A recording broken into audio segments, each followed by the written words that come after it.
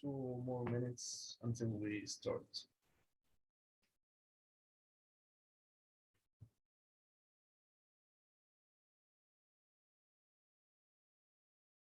I'm just checking. Do you hear me well, right? Perfect.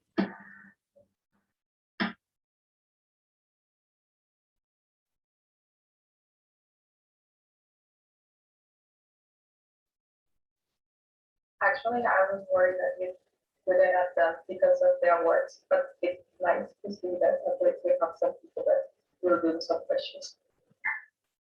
Yeah.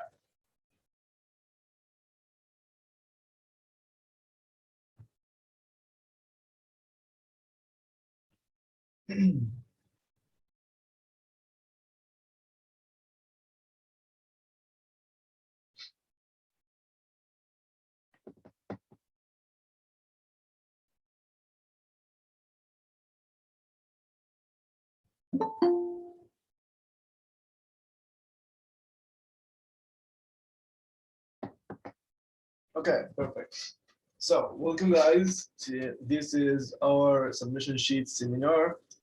This seminar is to tell you how you can successfully submit your submission sheet financial data without having errors or being a red flag. Note that this seminar is not for the standards questions. It's only for the executed profit loss and budgeted questions. Please, if you have any questions during the session, we will have around 10 minutes at the end of the session to answer all these questions. So either you put it in the comments section, like you just put it in the chat, or you keep it with you until I finish, and then I'm going to answer them all. So I believe we can start now, Joss, right? Okay, perfect. Just a disclaimer, maybe if you can do your questions in the part that says questions, then it will be better because then they are recorded. Yeah, okay. So in the beginning, let me introduce myself. My name is Abdurrahman, nickname is Abdox. I'm the team leader for the data management in the Global Finance Board.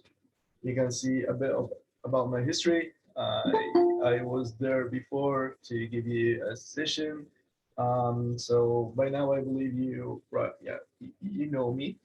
If you need to know anything about me later, you can just message me.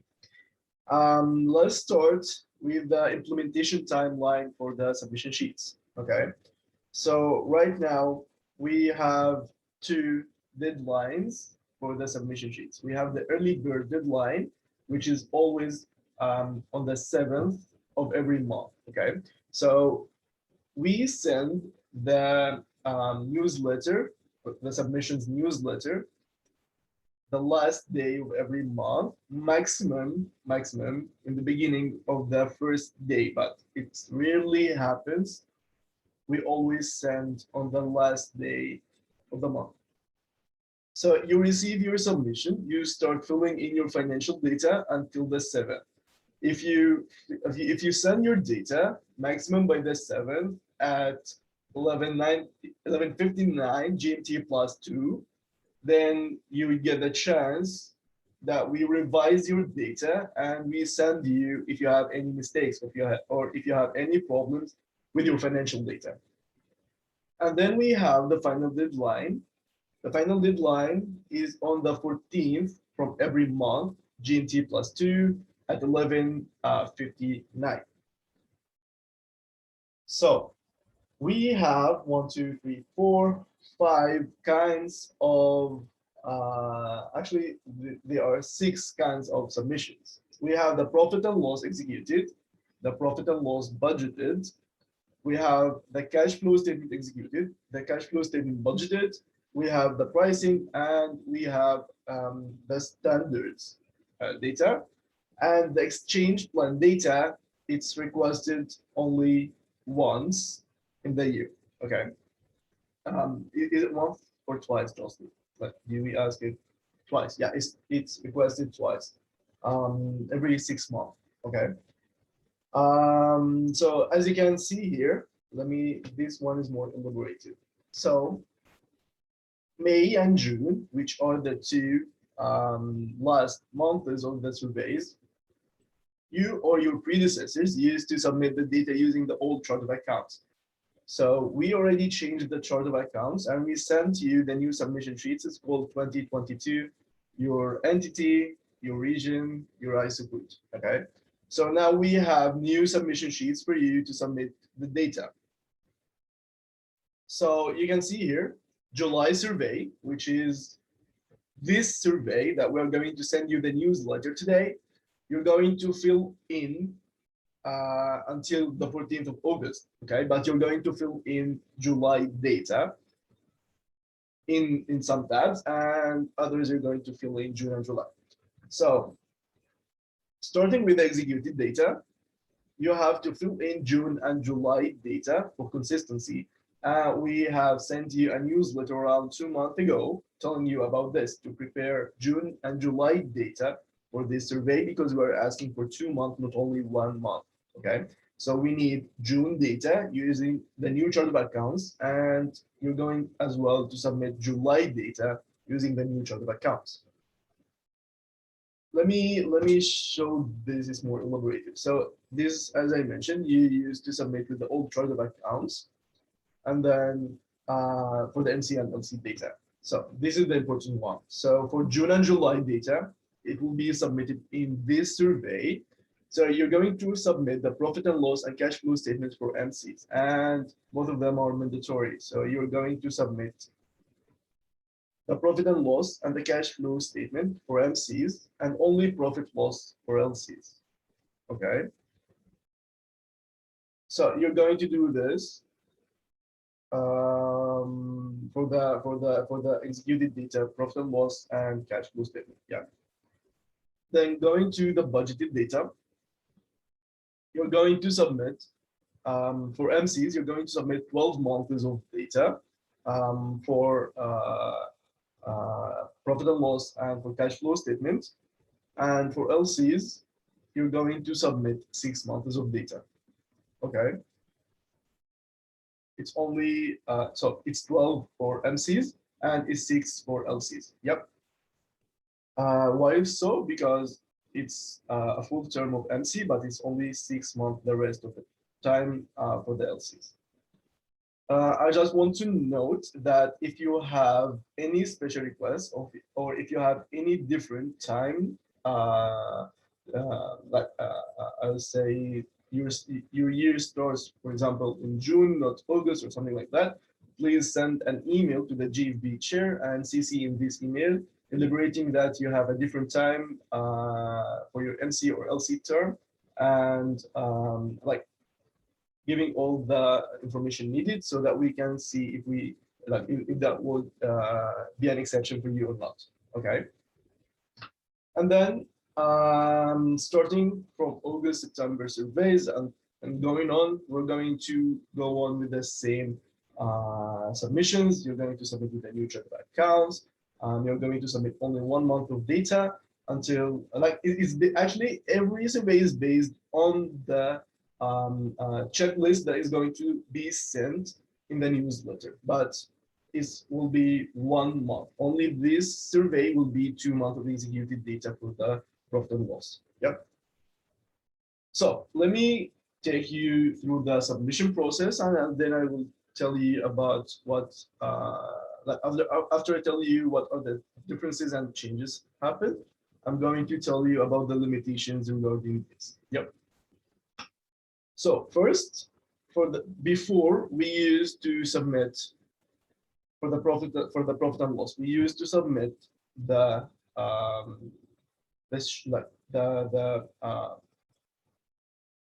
profit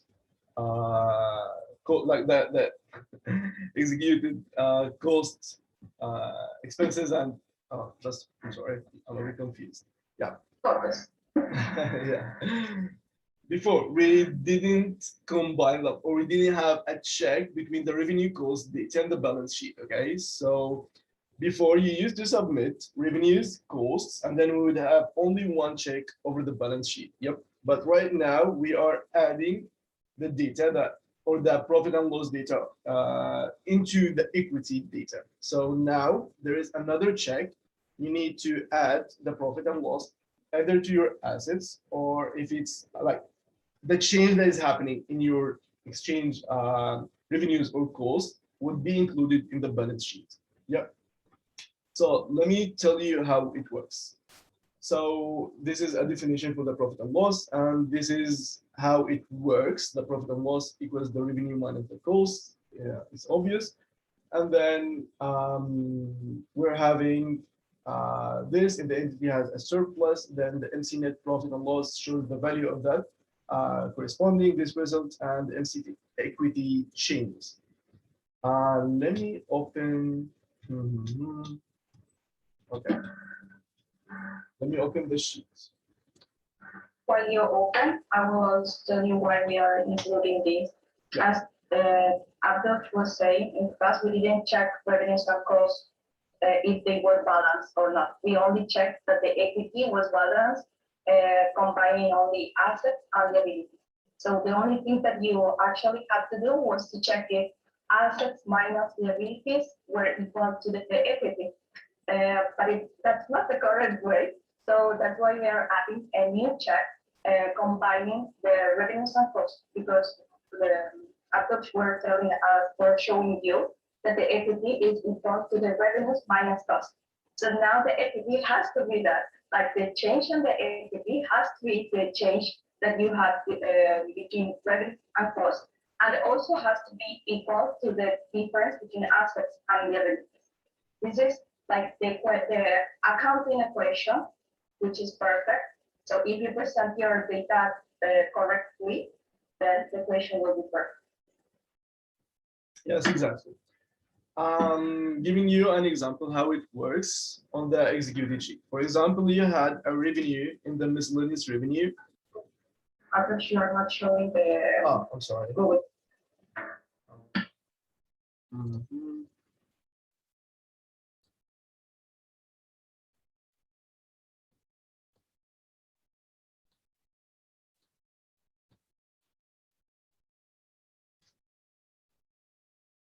You see it now, right? Perfect. So, for example, you have $100 or whatever currency, because in every sheet you submit with your own currency. You have 100 whatever in the miscellaneous revenue, and you have 20 whatever also in the cost, for example. So that means if you look in here for the MC revenue, it's 100, but for the MC costs, it's 20. Yep. Let's assume that you don't have LCs, only MCs. Okay. So now that means that you have an MC net profit or loss is 80. Yep. And then going to your balance sheet, let's say in your assets, you have 200, and your equity, I would say it has 100, and in your liabilities, I would say it has 50. Yep. In the normal equation, this will not work. Then like before, it used to be 100, so that it works. So the submission of the equity and the liabilities would equal to the assets, and that equation would be fine, and it would give you that all accounts are balanced. Okay. And if you look at here, it's totally fine. It's working. Why? Because it's the first month, and we don't have any before data that we can check upon. Okay. And this is one of the reasons that we put the June data in here. So if you go to the next month and you try to check your data, if you do the same, for example, if you have 100 in the revenue and 20 in the cost, and you go here, you put 200, 100, and 100, it will give you an error. Why? MC equity change is not equal to the profit and loss. Okay, so what happened in here is that you had a surplus or you have a deficit from the last month that is not counted in the next month or in the current. That means you need to take into consideration the surplus or the deficit that was in the last month into the current month and going on. So, I'm sorry. Now, I just wanted to say that if you go now again for the the asset that you put 200 and you add the 80, the 80 currency you have to balance, then it will show that it's balanced because you have the profit. Where is the profit in the balance sheet? You can add in the same account or you can add the other part, and also the equity should have the increase. It automatically will balance in the part up. It's 8. I'm sorry. So then the equity should also increase 8. Yes. And if it balance. Here. And then it's balanced. You know?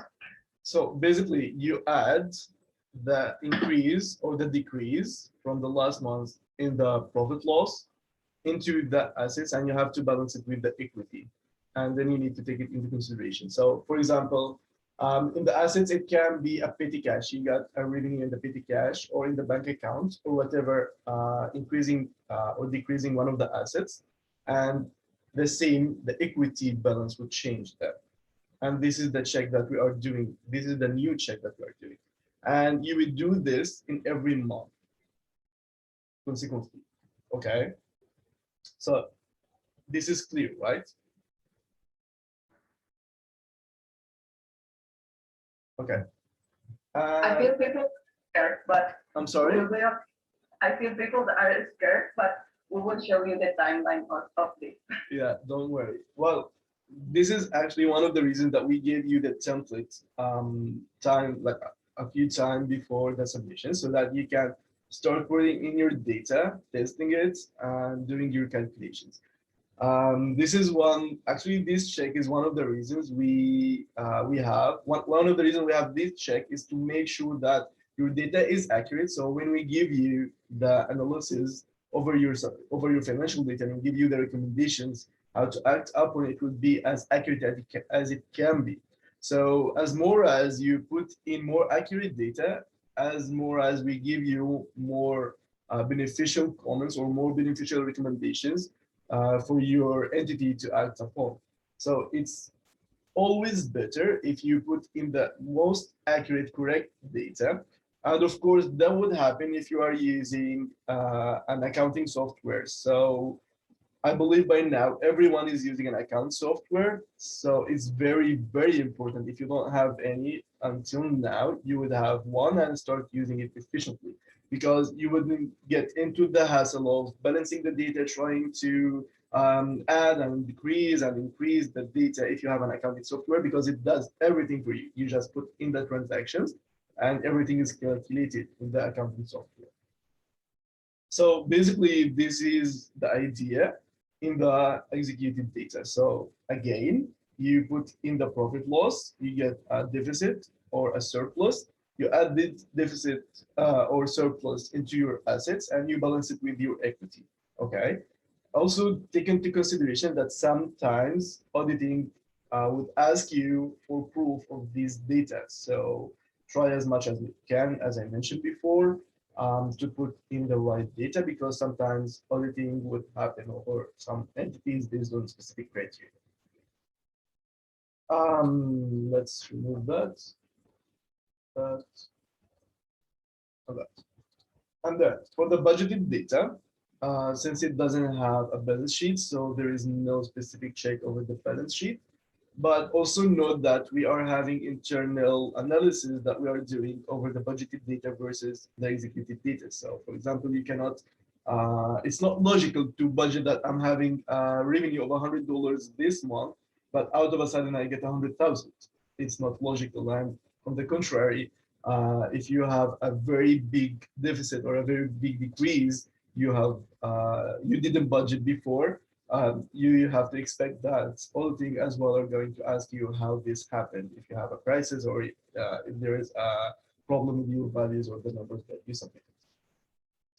Then going back to our presentation. Yeah. So basically what we talked about so far is the profit loss statements. We talked about the balance sheet check and the problems that you might have and how to fix it. And then right now, the third check that we added is the cash flow statement. So basically, this is the equation for the cash flow statement of how it works. So the equation is the closing balance of the current month equals the closing balance of the last month equals the opening balance of the current month plus the cash inflows minus the cash outflows. Yep. Let's see that. Yeah. So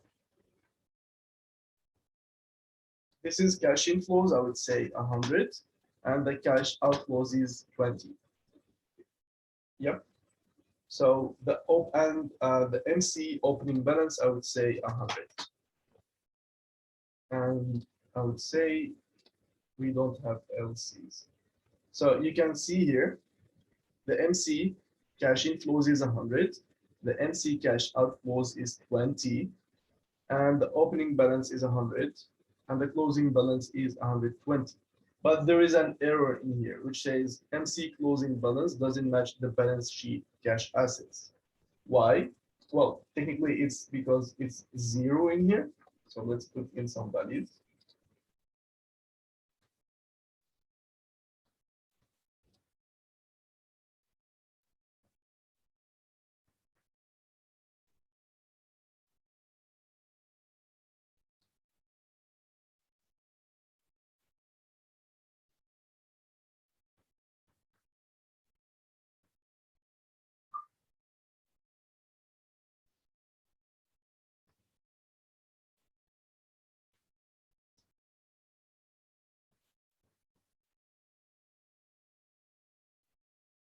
Okay.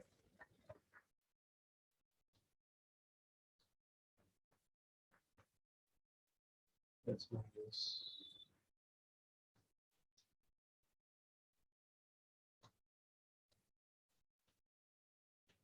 Now it's good.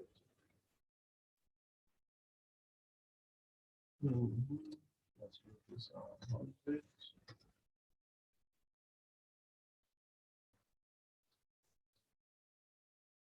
So what I did right now is I added a value to the bank account, I added a value to the petty cash, and then I added the rest of the assets, and I balanced it with the equity and the liabilities. And everything now is good in the equation. Okay. On the executed profit and loss. Yes, the executed profit and loss. So now if you go to the executed cash flow statement, we still have the problem that MC closing balance doesn't match the balance sheet cash assets. So let's check. We should be equal to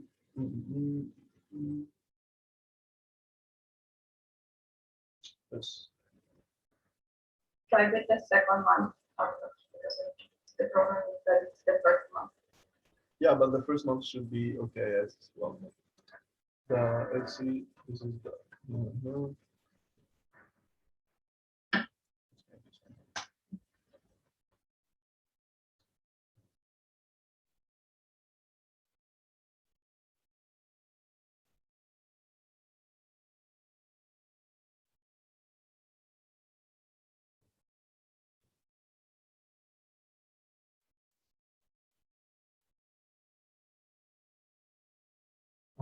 yes.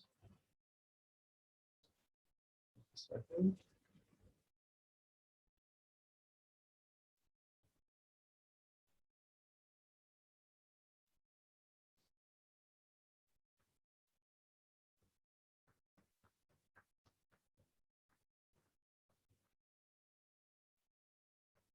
Okay. Okay. So here is how it works. Basically, the cash flow statement tab is to track your cash in and cash out, okay? And the two main accounts that are controlling the cash in and the cash out in the balance sheet are your petty cash and your bank statement, okay? So whether in or out cash should be recorded in these transactions. So you cannot have overvalues in your bank account and petty cash together. It would be more than, like, in these two accounts altogether, you cannot have cash more than in the cash flow statement, or the otherwise that you cannot pay cash more than you already have. Okay, so you can see here in these two accounts you have 80, but in here you have 260, which is not logical. So in order to make this correct, let's put that 80, and then let's put these zeros. So right now the equation is balanced. Why? Because you have 40, for example, I would say $40. You have $40 in the petty cash, and you have $40 in the bank account, and your closing balance is equal to these two accounts. Okay. If you go to the next month, I would say here, let's put 100 and 100. So it's 20, it's 200. And then let's go here. I would say the opening balance of the current month should be equal to the closing balance of the last month. So that would be 80. And then, so the first check is now good. And then I would say we need to have this closing balance equal to the 200 that we already have. Now it's 80, so there is 160 left. So I would say there is 216 here, 120, and let's say there's an expenses of 100, right? Yeah. So what we see right now is that we have cash inflows of 220. We had cash outflows of 100, and these two values together, meaning that we have a transaction of 120. Okay, this 120 is recorded in here in the bank account and the petty cash. Okay, and it's added to the before account. So we had 80 before, and then we had an extra 120, so that became 200. And you can see in here it's now balanced. Okay, so basically it's a tracker of your cash. You had cash before, and you had extra cash, and you spent from this cash. So how much left for you? This is the check that we are having right now. Did I make this clear? Hopefully. Yeah, perfect. And for the budgeted, we don't have this check because it's basically a budget, and we don't have it over the budgeted because there is no, as I mentioned before, there is no balance sheet and there is no these kind of accounts. So these are the three checks that we have. So we had the profit and loss check, we had the equity check, and then we had the cash flow statement check. Again, you don't need to go through this hassle and start counting and how much I put in here and how much I'm going to add in here. You can also use your accounting software to do this all for you, but you have to have an accounting software. And I know it can be kind of a long process to transfer the old accounts to the new accounts to the new accounting software that you're using. But believe me, it's 100% better than going into the hassle of counting and keep counting and losing a number and losing a decimal and two decimals, and then I'm a red flag, and then I need more time to fill in the data, and then you would go to a very big hassle. But you don't need this. Just believe me, you have just to copy the data from your accounting software and put it in here. And then let me tell you about how this is going to work. Just correct me if I'm wrong. So in July, August, September, which are 3 months of submissions, you're going to be checked over the old rules, but the new rules as well are going to be checked. What does it mean? We are going to check if you submitted everything right using the new rules that I just mentioned, the 3 new checks. But if you missed one of the 3 checks, only the new ones, because you need to make sure the equity equals the asset minus the liabilities. This equation should be right, and we cannot compromise this because it's the basic equation of the financial statement. If you do this right, but for example, your equity is not matching with the profit and loss, this is the only condition, or your cash flow statement is not matching with the bank account and the petty cash, then we're going to give you a hint. Hey, you are a red flag because of this, and you need to correct that. And we're going to do this for only 3 months. And after that, you're going to fully, we're going to check the submissions fully with all the rules. Yeah.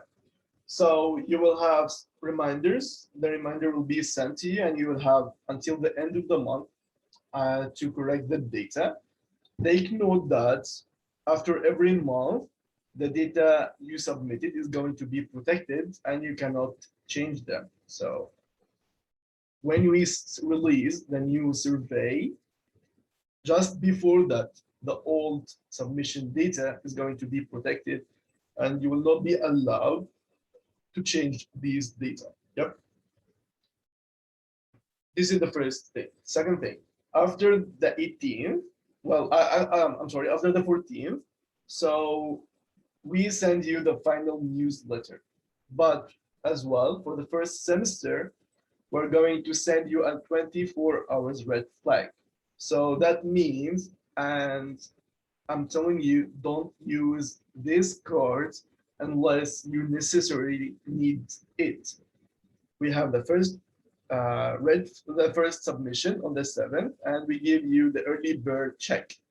Then we have the second check, and then we have a 24 hours submission. We will send you the 24 hours submission if we find that you did an effort, but you got confused. But if you didn't submit at all, you're not going to get this 24 hours resubmission. If we see that you just put zeros and ones in order to just fill in the survey, we're not going to give you this 24 hours resubmission. It's only for the people who did an effort and put in the data and they just got confused. Then we're going to help them by giving them a 24 hours resubmission, telling them, hey, you have a problem with that, fix it and fix it and fix it.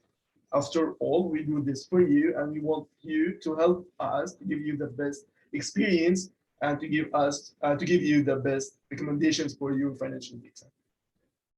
So the third point is you have a period of correction and analysis. So every 3 months, we're going to give you access for the past 3 months of submitted data so that you can correct them if you have any issues. For example, I'm still new to my accounting software and I was copying false data, and then after 2 or 3 months I just discovered that I was submitting the data not in the accurate way, or for example my accounting software was changing the currency or whatever problem was happening with you, or I didn't submit all the transactions correct. So we'll give you a 3-month period of time allowance to change in one survey. So you submit August. Yes. Disclaimer, it's dynamic. So every month they can check, they can change, but only the last 3 months, including the current month. Exactly. So right now you're going to submit July, August, September. Okay, and in October, right? You have the chance to correct July, August, September, right? every month. Now in August you can change June, July, but you're presenting now, so there's nothing that you will change. But in case that you realize in the August survey, for example, that it was a minor mistake or something that you want to adjust, you can only change June, July, August. Same in September, you can read July, August, September, October, then you can change only August, September. Okay, so you can change two past data and the current one, two past data and the current one every 3 months. Okay, and as well, we're going to collect the before and after data. We're going to make our comparison, and AI, of course, would have access to this analysis so that we would know what changes happened. And sometimes we would ask you why you had this change and what was the problem, because it's not correct to submit, as I mentioned before, whatever data before, and then you then submit the correct data after, because it's related to the AI fee calculation and these kind of things. Yep. So I believe now I explained what are the changes happened. So guys, if you have any questions, I would be glad to answer them. Let me check if you have any. I will put this here.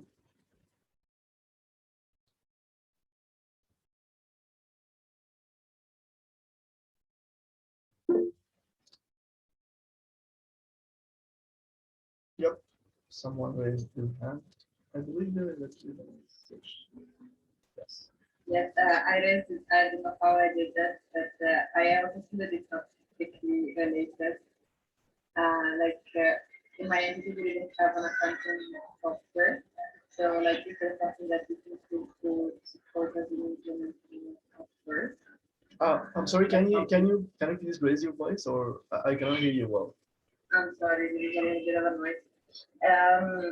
I was asking, we didn't have an accounting software before, so is there something that we can use to support us in, I don't know, creating the right thing, like accounts to support us?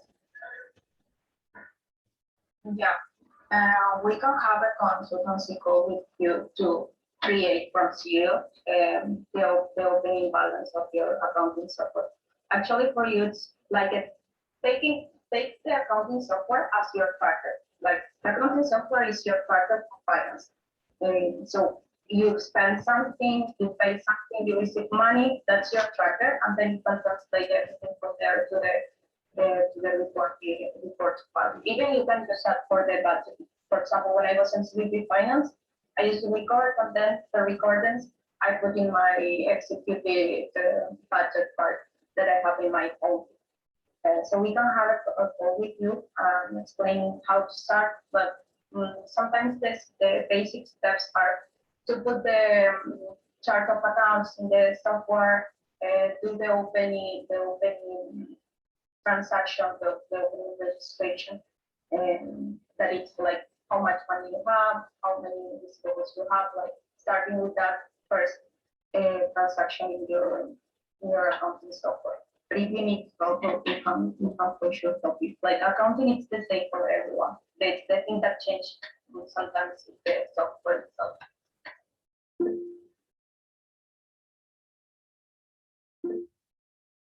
Okay. Yeah, Paul. Yes, thank you. I have two questions. My first one is, if I understood correctly, then in the executed cash flow and the executed profit and loss, the petty cash and the bank account are like combined to check if they're the same, right? Is it also the same for the other accounts? So that, you know, if I have a, okay, no. All the cash. Okay, cool. That was my first, and my second one is just a disclaimer. Yes. It works for both LCs and MCs. Okay, take note of that. Yes. Cool. And my other question is, I don't have budgeted data for 12 months. Should I just type something in there, or like create a budget very fast, or just not do it? You should. That's why we said in May in the finance summit, you have to have 12 months because that's the standard. You know, you plan for a year, you don't plan for a semester. We only did that exception last year because it was starting the COVID and all the context was too uncertain. And now that we have better direction on the GDP revenues and other things, we come back to the standard. So the standard says you plan 12 months, like you plan for the whole term. My recommendation, because that was also one of my problems when I was in CBP finance, was to check like the fixed costs for the next semester. That for sure you will have the same amounts of salaries, for example, or the office rent, and to check the codes of your departments and then translate. You don't have to adjust that specifically because then you won't have the chance to resubmit the second semester budget, but at least the most common that you can find. Yeah, okay. No, it was just because we have our budgeting based on our legislation always for one calendar year and not one MC term year. So we still have the budget that my predecessor set up, and in December I will create the budget for the next year. So I will just already start doing the budget for the first half of the year. I understand. If you have like this kind of very specific situations, send us an email and we can check how we can solve. Cool, thank you. Thank you, Paul. Guys, do you have any more questions?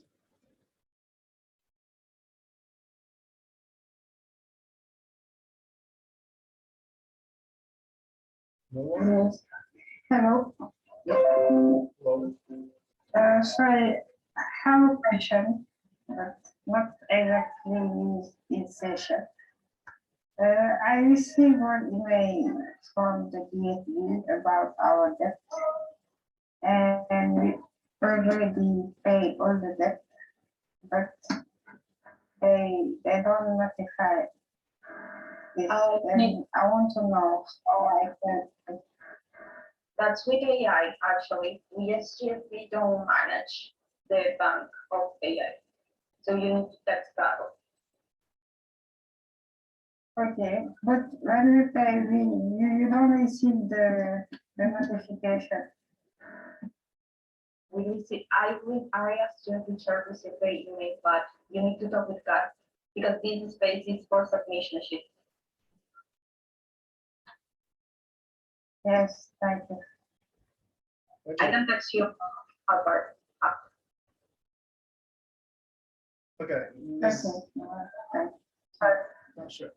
Nizar is asking what is the usefulness of submitting June data since the MC term starts from August. There is two usefulness of that. First one is consistency of data, because we create master sheets and we call from these master sheets to the dashboard. So in turn, like for better consistency of data, we need a 1 year before that. This is the first thing. Second thing is we need the opening balances of June for June in order to start with July, August, and these kind of data. Okay, so June I would say is the reference opening balance of your term. Okay, it's in the executed profit and loss, and July would be that one in the executed cash flow statement. So these are the two reasons.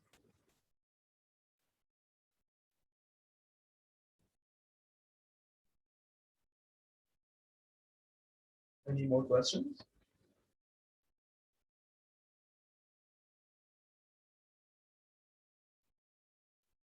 No. But if you have questions, just let us know. Can we have the access to adjust the budget data in the GFB report? You mean the submission sheet, right? If so, because of like if you want to edit your budget data, you need to send an email to the GFB chair, and you have to CC me in this email explaining why you submitted the wrong data in the first place and what changes you want to do over your data. And then the GFB chair will tell you what should happen. But if it is like the replanning process, like if it is the rebudget for the next semester, we have a special timeline for that. Yes. So you don't have to request.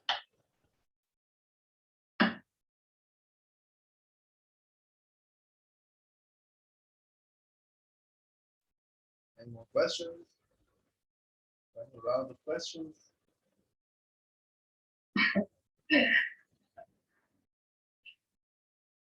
Okay, so thank you guys for attending this session. If you have any questions or you have any confusions, you don't hesitate to send us a message on Telegram. I'm sorry. Right. Statement is worked by actual pages. We have the both of them. Yeah, for P&L, profit and loss, use accrual base.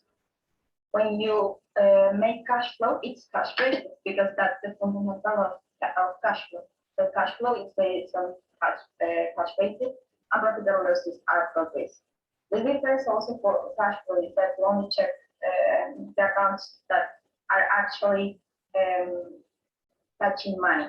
So even if you have more revenues than inflows, the only thing that we check for cash flow is the inflows, not the revenues, for example. So the answer is that we use both, but they are different for the use of each of the tabs.